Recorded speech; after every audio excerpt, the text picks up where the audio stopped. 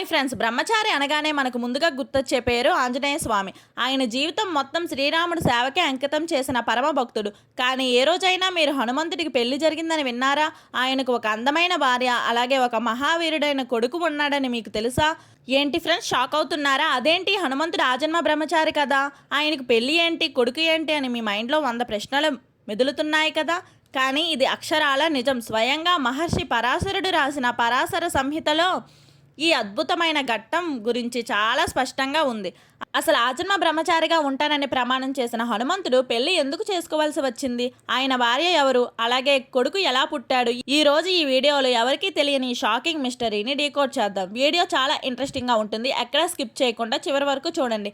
ఇక లేట్ చేయకుండా టాపిక్లోకి వెళ్ళిపోతాం. కథలోకి వెళ్తే హనుమంతుడు చిన్నప్పటి నుండే మహాజ్ఞాని అవ్వాలని, సకల విద్యలు నేర్చుకోవాలని అనుకుంటాడు.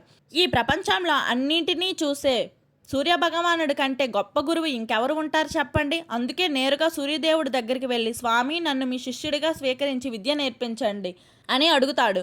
సూర్యుడు నవ్వి, హనుమ, నేను ఎప్పుడూ ఒకే చోట ఉండను కదా, నా రథం నిరంతరం ఆకాశంలో తిరుగుతూనే ఉంటుంది, మరి నీకు నేను ఎలా పాఠాలు చెప్పగలనని అంటాడు. అప్పుడు హనుమంతుడు, మీరు మీ రథం మీద ముందుకు వెళ్తుంటే నేను మీ రథానికి ఎదురుగా వెనక్కి నడుస్తూ మీరు చెప్పేది వింటానని అంటాడు.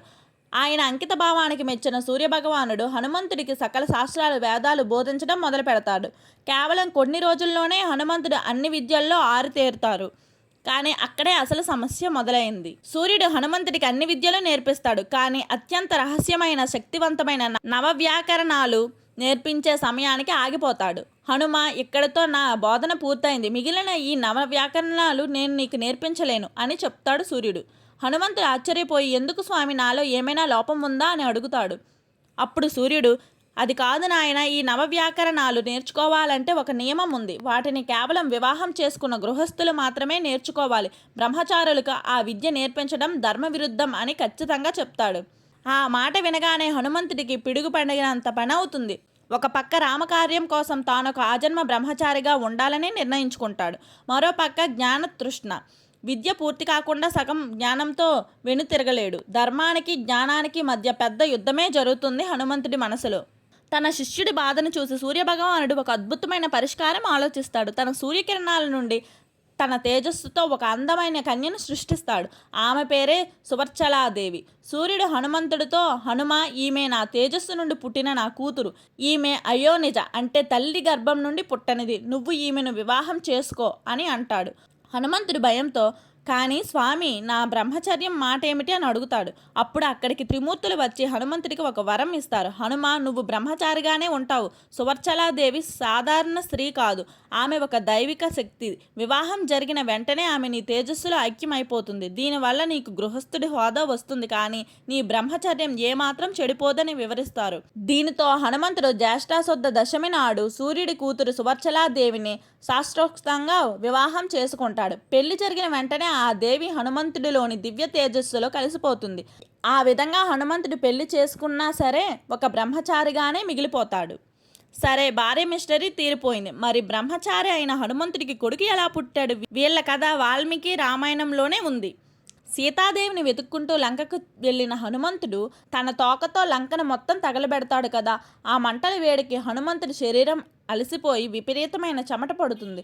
తన తోకకు ఉన్న మంటను ఆర్పడానికి హనుమంతుడు సముద్రంలోకి దూకుతాడు. ఆ సమయంలో హనుమంతుడి నుదుటి మీద ఉన్న ఒక చెమట చుక్క జారి సముద్రంలో పడుతుంది. ఆ సమయంలోనే అక్కడ నీటిలో ఉన్న ఒక పెద్ద మకరం ఆ చెమట బిందువును మింగేస్తుంది. హనుమంతుడి వీర రక్తం, చెమట ఆ జలచరం కడుపులో పడగానే ఆ చేప గర్భం దాల్చుతుంది. కొన్ని రోజుల తర్వాత పాతాళ లోకాన్ని పాలించే అహిరావణుడు ఆ చేపను పట్టుకుని కడుపు కోయగా అందులోంచి ఒక మహావీరుడైన వానర బాలుడు జన్మిస్తాడు. మకరం కడుపున పుట్టాడు కాబట్టి అతనికి మకరధ్వజుడు అని పేరు పెడతారు. అంటే హనుమంతుడికి శారీరక సంబంధం లేకుండానే కేవలం ఆయన చెమట చుక్క ద్వారా కొడుకు పుట్టాడనమాట. తరువాత రామరావణ యుద్ధంలో పాతాళ లోకానికి వెళ్ళిన హనుమంతుడికి ఈ మకరధ్వజుడికి మధ్య భయంకరమైన యుద్ధం జరుగుతుంది. అప్పుడే మకరధ్వజుడు తన తండ్రి హనుమంతుడే అని తెలుసుకుంటాడు. శ్రీరాముడు మకరధ్వజుడిని వీరత్వాన్ని మెచ్చుకుని పాతాళ లోకానికి రాజును చేస్తాడు. సో అదన్నమాట కథ. హనుమంతుడు కేవలం విద్య కోసం ఆత్మస్వరూపిణి అయిన సువర్చలను వివాహం చేసుకున్నాడు. రామకార్యంలో పడిన చెమట వల్ల మకరధ్వజుడికి తండ్రి అయ్యాడు. ఈ రెండు సంఘటనలు ఆయన బ్రహ్మచర్యానికి ఏమాత్రం చెడగొట్టలేకపోయాయి. హనుమంతుడు ఎప్పటికీ మనందరికీ పరమ పవిత్రమైన బ్రహ్మచారి. మీకు ఇంకో విషయం తెలుసా? హనుమంతుడు వారితో కలిసి ఉన్న దేవాలయాలు మన భారతదేశంలో చాలా తక్కువ ఉన్నాయి. అందులో అత్యంత ప్రసిద్ధమైన సువర్చల సమేత ఆంజనేయ స్వామి ఆలయం మన తెలంగాణలోని ఖమ్మం జిల్లాలో ఉంది. వీలైతే ఎప్పుడైనా వెళ్ళి స్వామివారిని దర్శించుకోండి. ఇది ఫ్రెండ్స్ ఇవాల్టి వీడియో. హనుమంతుడి జీవితంలో ఈ తెలియని కోణం మీకు నచ్చితే ఈ వీడియోని గట్టిగా ఒక లైక్ కొట్టండి. కామెంట్స్లో దేవుని మీద భక్తితో జై బజరంగబలి లేదా జై శ్రీరామ్ అని టైప్ చేయండి. ఇలాంటి మరిన్ని అద్భుతమైన వీడియోల కోసం మన ఛానల్ని సబ్స్క్రైబ్ చేసుకోండి. మరో ఆసక్తికరమైన వీడియోతో మళ్ళీ కలుద్దాం. అప్పటి వరకు సెలవు. Bye friends.